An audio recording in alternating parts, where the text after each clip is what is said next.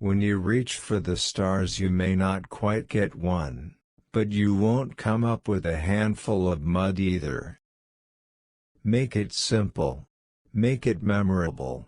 Make it inviting to look at. Make it fun to read. Good advertising does not just circulate information. It penetrates the public mind with desires and belief. Curiosity about life in all of its aspects, I think, is still the secret of great creative people. Creative ideas flourish best in a shop which preserves some spirit of fun. Nobody is in business for fun, but that does not mean there cannot be fun in business. Advertising says to people, here's what we've got. Here's what it will do for you. Here's how to get it. To swear off making mistakes is very easy. All you have to do is swear off having ideas.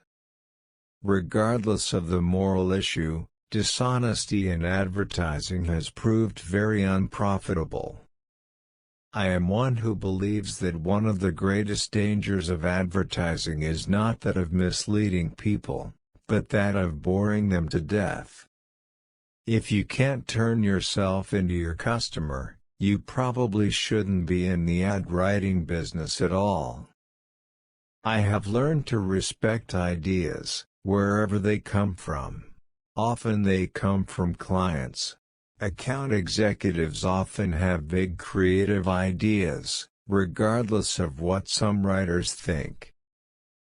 The secret of all effective originality in advertising is not the creation of new and tricky words and pictures, but one of putting familiar words and pictures into new relationships.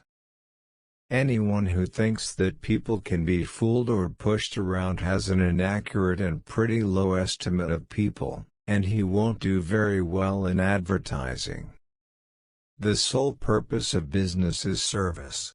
The sole purpose of advertising is explaining the service which business renders.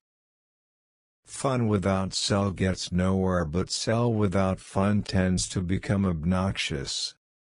I have learned that it is far easier to write a speech about good advertising than it is to write a good ad.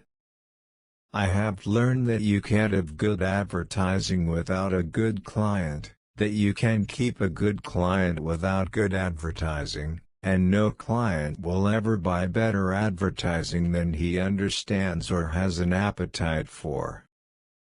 We want consumers to say, "That's a hell of a product," instead of, "That's a hell of an ad." If you don't get noticed, you don't have anything. You just have to be noticed, but the art is in getting noticed naturally, without screaming or without tricks.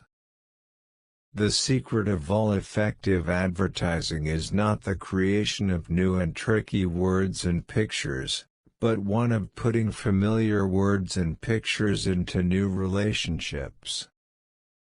The work of an advertising agency is warmly and immediately human.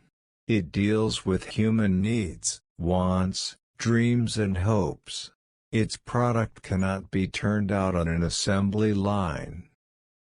The work of an advertising agency is warmly and immediately human.